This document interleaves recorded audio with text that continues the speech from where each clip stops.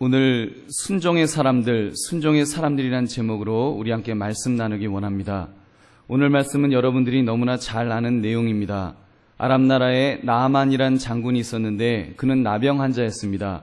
그리고 그 병을 고칠 수 있는 길이 없었습니다.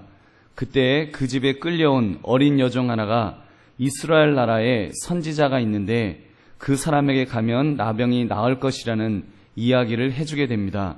그 말을 듣고 나아만이 엘리사를 찾아가서 그의 질병이 깨끗하게 나음을 받았다는 것이 오늘 본문의 내용입니다.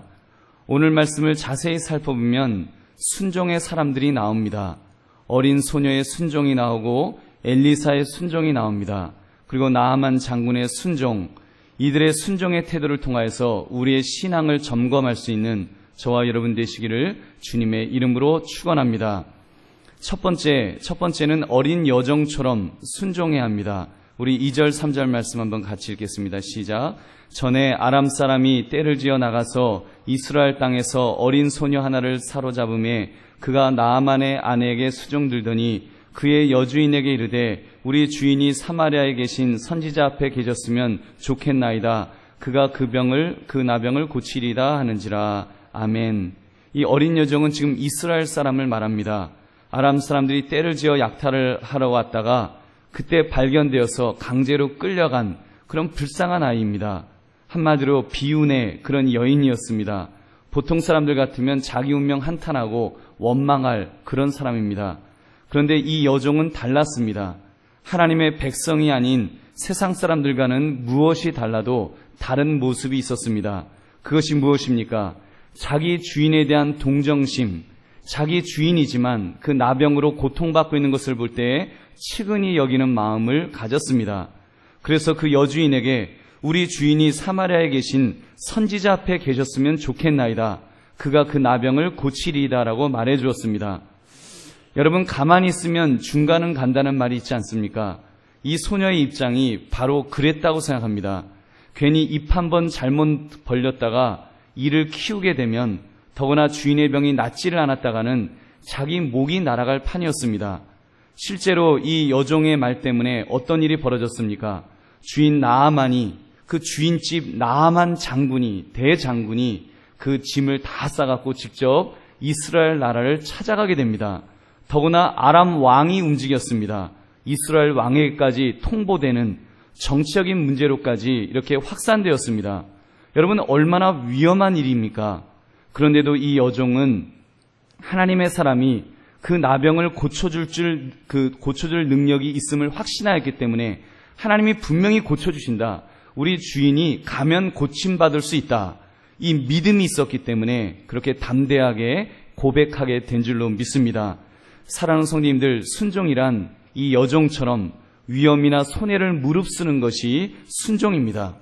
여러분, 때로는 하나님께서 우리를 부르실 때 위험을 무릅쓰라고 어떤 명령들을 주실 때가 있습니다. 특별한 사명을 맡기시면서 그 일을 감당하라고 하는데 굉장히 위험한 것을 맡기실 때가 있다는 것입니다. 보통 그 부르심 중에 우리 목회자들이 부르심을 받습니다. 이 땅에 많은 젊은이들이 신학교를 가고 목사가 됩니다. 그런데 어떤 사람들은 하나님께서 좀 멀리 부르셔서 발로 멀리 차시는 바람에 동남아시아로, 중동으로, 아프리카로 갑니다.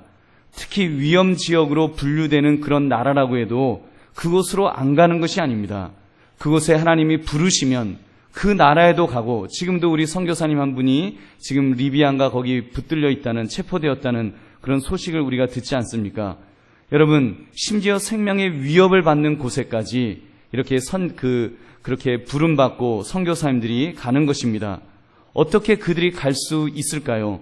하나님의 부르심 때문에, 하나님께서 선교하라는 부르심이 있기 때문에 위험을 무릅쓰고 가는 줄로 믿습니다. 여러분, 선교뿐만 아닙니다. 국내 전도도 마찬가지입니다. 하나님께서 이 지역에 있는 사람들을 전도하라고 하셔서 전도를 시작하게 됩니다. 사실 전도가 쉬운 일은 아닙니다. 얼마나 어렵습니까? 생판 모르는 사람에게 예수님 믿으라고 말 전하는 거 쉽지 않습니다. 상대방이 모욕할 때도 있고요. 심지어 때리겠다고 덤벼들 때도 있습니다. 여러분, 그럼에도 불구하고 어떻게 전도할 수 있습니까? 하나님의 명령이기 때문에 순종하는 줄로 믿습니다. 사랑하는 성도님들, 저와 여러분들도 이 어린 여종과 같이 위험을 무릅쓰는 일이라고 할지라도 주님께서 명령하시면 순종할 수 있기를 바랍니다.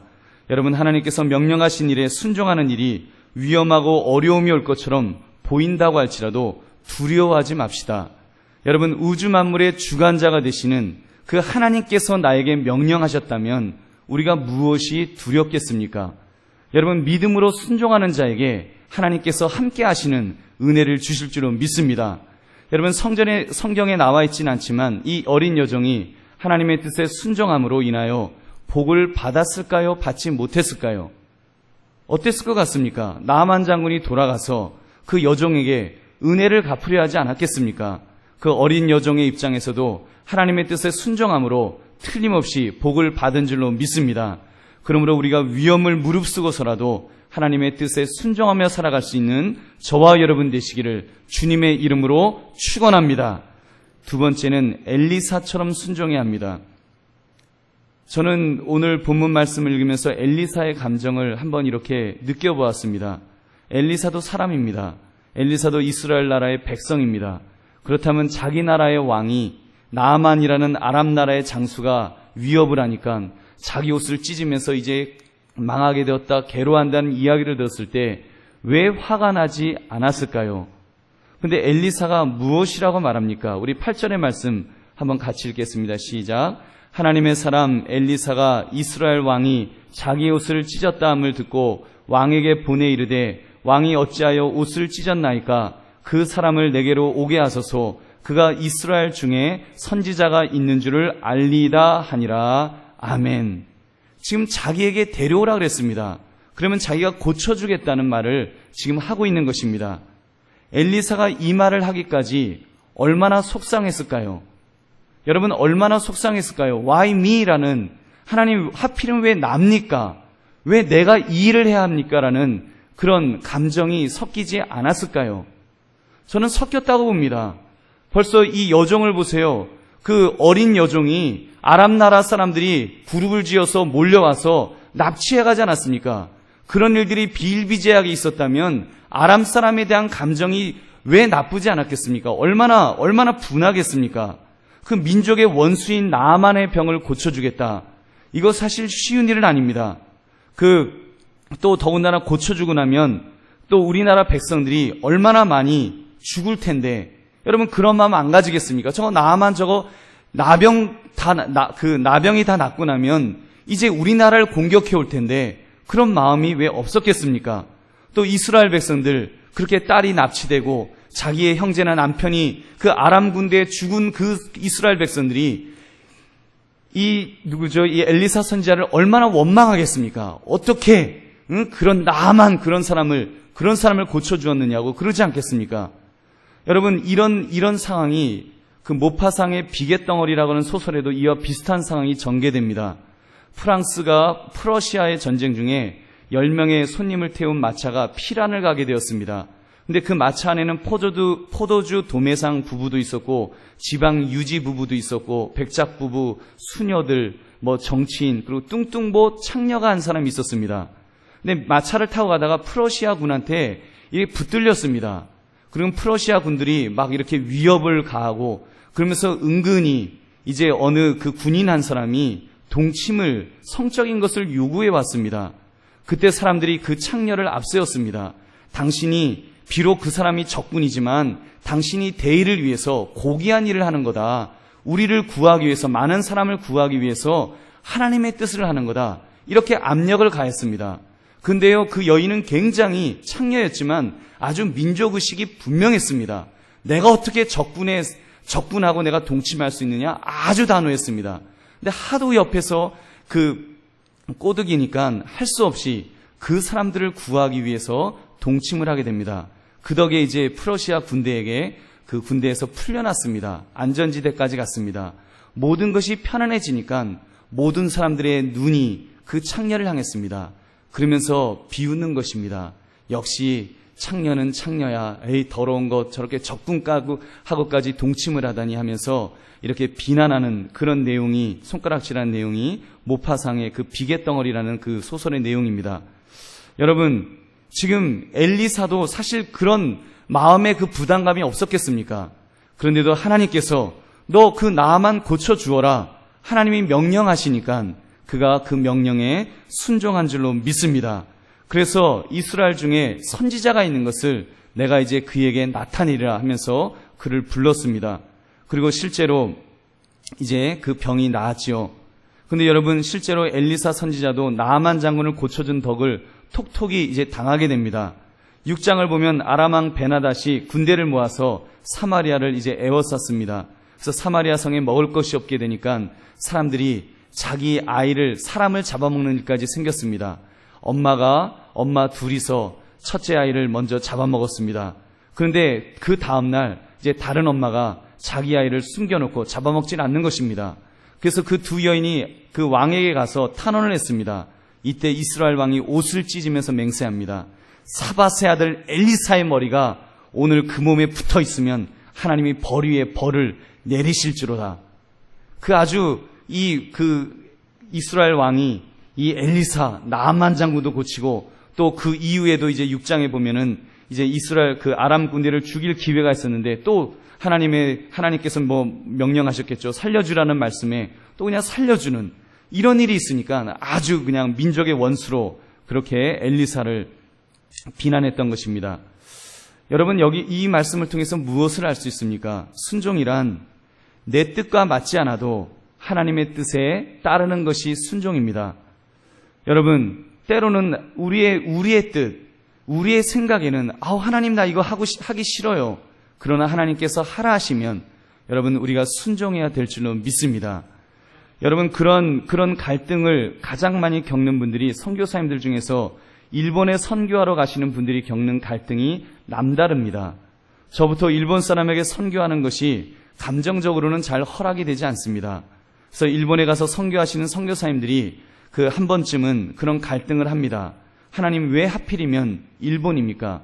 어느 선교사님이 그런 간증을 하시더라고요. 내가 정말 일본 사람이 너무 미웠노라고, 너무 싫었노라고. 하나님이 보내서 가기는 가지만 가면서도 이를 갈면서 갔노라고. 근데 선교하는 중에 하나님께서 그 그리스도의 마음을 나에게 심어주어서 이제는 참 사랑하는 마음으로 그들을 품고 이렇게 선교를 한다는 그런 간증을 이렇게 들은 적이 있습니다. 여러분, 이해가 가지 않습니까? 성경에 나오는 요나라는 선지자도 그런 사람 아닙니까? 그는 하나님으로부터 니느웨로 가라는 명령을 직접 들었습니다. 그런데도 가지 않으려고 했습니다. 왜요? 니느웨는 아수르 제국의 수도였습니다. 그 악한 민족 아수르, 이스라엘 백성들을 얼마나 많이 괴롭혔습니까? 그러니 요나가 싫어서 도망가려고 니느웨가 아닌 다시스 행배를 탔던 것입니다. 그런데 어떻게 되었습니까? 스스로 순종을 안 하니까 하나님께서 다른 선원들에게까지 민폐 다 끼치게 하고 아주 그 배가 다 뒤집힐 뻔한 그런 위험 다 겪게 하고 하나님께서 아예 강제적으로 요나의 무릎을 꿇치지 않으십니까? 그것도 물고기 속에 쳐넣으셔서 그곳에서 무릎을 꿇쳐서 니느웨로 보내시는 하나님의 모습을 우리는 보게 됩니다. 여러분, 그렇습니다. 그러므로 우리가 순종할 것 같으면 여러분, 내 뜻에 맞지 않아도 하나님이 명령하시면 기꺼이 순종해야 할 줄로 믿습니다. 엘리사는 그렇게 순종한 줄로 믿습니다. 그러므로 나환자를 고치는 기적의 역사를, 하나님께 영광 돌리는 그런 역사를 이룬 줄로 믿습니다. 여러분, 저와 여러분들도 하나님의 명령에 늘 순종하십시오. 내 뜻과 맞지 않아도 순종하심으로 우리가 나의 뜻과 맞지 않아도 어차피 하나님의 명령입니다. 여러분, 하나님의 명령이라면 우리가 다른 생각할 거 뭐가 있습니까? 내 뜻, 그게 뭐가 중요합니까? 여러분, 하나님의 명령이라면 그 말씀 앞에 우리 순종하면서 우리가 순종하면 하나님께서 기적을 체험케 하는 그런 은혜도 주실 줄로 믿습니다. 세 번째, 나아만처럼 순종해야 합니다. 세 번째는 나아만처럼 순종하는 것입니다. 나아만을 보면 그가 얼마나 거만한 사람이었는지를 쉽게 알 수 있습니다. 우리 11절 12절 말씀을 우리 한번 같이 읽겠습니다. 시작. 나아만이 노하여 물러가며 이르되 내 생각에는 그가 내게로 나와서서 그의 하나님 여호와의 이름을 부르고 그의 손을 그 부위 위에 흔들어 나병을 고칠까 하였도다. 다메섹 강 아바나와 바르발은 이스라엘 모든 강물보다 낫지 아니하냐. 내가 거기서 몸을 씻으면 깨끗하게 되지 아니하랴 하고 몸을 돌려 분노하여 떠나니. 아멘. 지금 나아만은 자기 신분이 대단히 굉장하다는 것을 알았습니다. 그래서 교만했습니다. 자부심이 있었습니다. 그래서 이제 자기가 엘리사에게 가면 엘리사가 맨발로 뛰어나와서 자기의 아픈 부위에 손을 얹고 이러면서 고쳐줄 것이라고, 거창하게 자기를 고쳐줄 것이라고 기대한 것입니다. 그의 말을 들어보십시오. 요단강보다 다메섹강 아바나와 바르발이 훨씬 좋다는 자부심이 있었습니다. 한마디로 그 이스라엘 아무것도 아니라고 깔보고 있었다는 것입니다. 그런데도 그는 황당한 명령을 받았습니다. 10절에 보면 엘리사가 그냥 사자를 보내어서, 그 종을 보내어서 그렇게 말했습니다. 너 요단강 가갖고 거기서 7번 씻어라. 그러면 너 살이 회복되어 깨끗하게 되리라. 가서 요단강가에 가서 7번 씻어라. 그러면 낫게 되리라. 이 명령을 받았습니다. 황당할 정도로 이 간단한 명령을 받았습니다. 아주 기본적인 명령을 받은 것입니다. 이 명령을 들은 나아만 장군이 처음에는 어떻게 반응했습니까? 화를 내었습니다. 분노해서 내가 그냥 돌아가니라. 아니 이따위 인간이느냐? 그러면서 돌아가려고 했습니다. 근데 옆에서 종들이 만류하였습니다. 주인님, 더 어려운 것을 요구하였어도 순종하였을 텐데 왜 그 쉬운 것을 하지 못합니까? 이렇게 권면했습니다. 나아만이 어떻게 했습니까? 다행스럽게도 그는 그 말을 들었습니다. 순종하였습니다. 비록 그 명령이 너무 단순한 것이었지만 고침받고 싶은 열심으로 순종하였습니다. 어떻게 되었습니까? 우리 14절의 말씀 같이 읽겠습니다. 시작. 나아만이 이에 내려가서 하나님의 사람의 말대로 요단강에 7번 몸을 담그니 그의 살이 어린 나이의 살같이 회복되어 깨끗하게 되었더라. 아멘. 여러분, 그렇습니다. 순종에 대한 세 번째 교훈은, 순종은 가장 쉬운 것부터 하는 것입니다. 여러분, 순종은 가장 쉬운 것, 여러분 그것부터 우리 할 줄 알아야 됩니다. 요즘 사람들에게 순종을 이야기하면 어려운 것, 고상한 것, 수준 높은 것을 이야기합니다. 하나님의 뜻에 순종한다면 세계를 향해서 선교를 하는 것, 이런 것 정도 돼야지 순종이지, 이렇게 생각합니다. 그러나 순종은 아주 작은 것, 어떤 때는 가장 쉬워 보이는 것부터 하는 것입니다. 여러분, 예를 들어볼까요?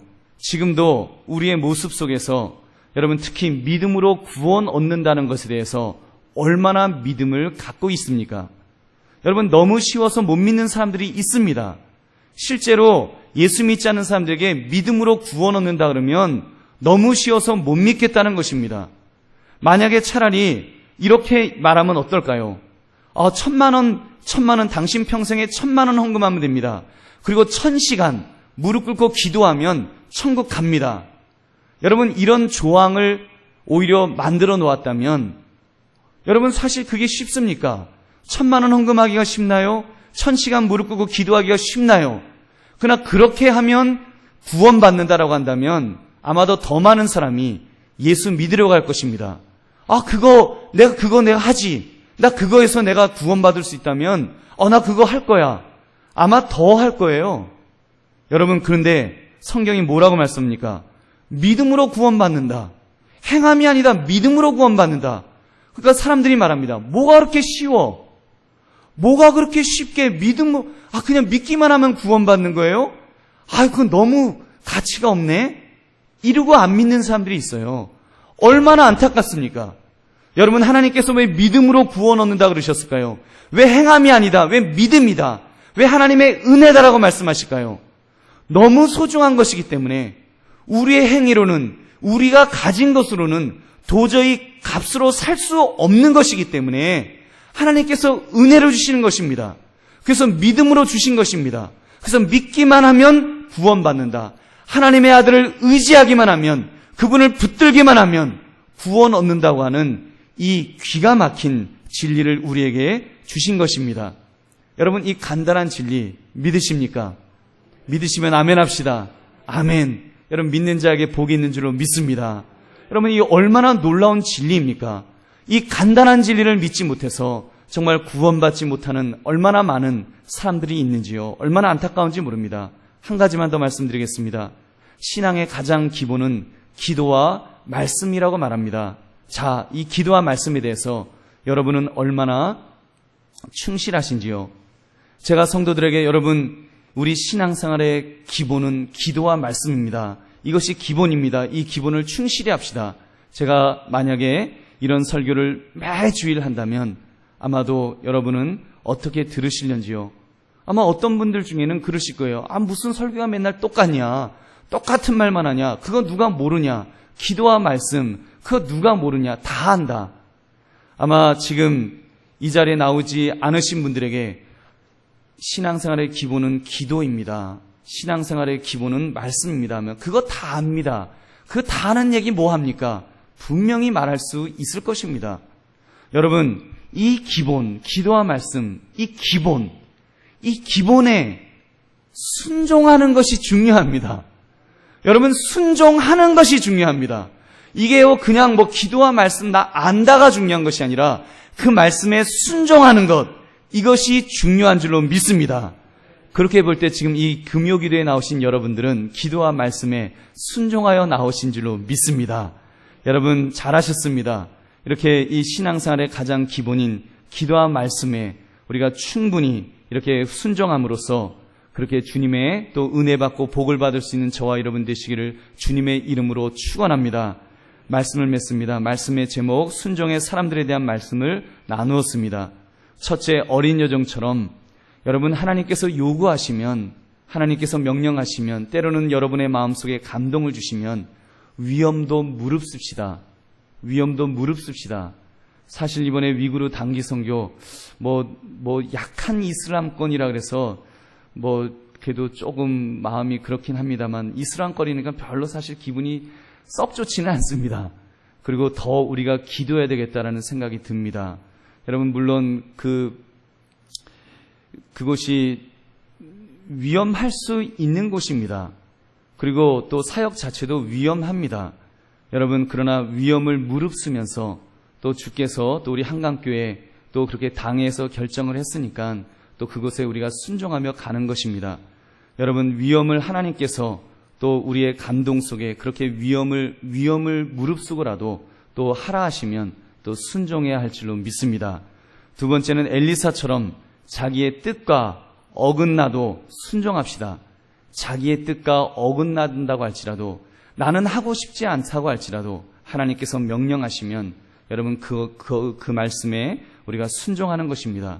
왜냐하면 하나님의 명령이기 때문에 순종하는 것입니다. 셋째, 나아만 장군처럼 가장 기본적인 것에서부터 우리가 순종합시다.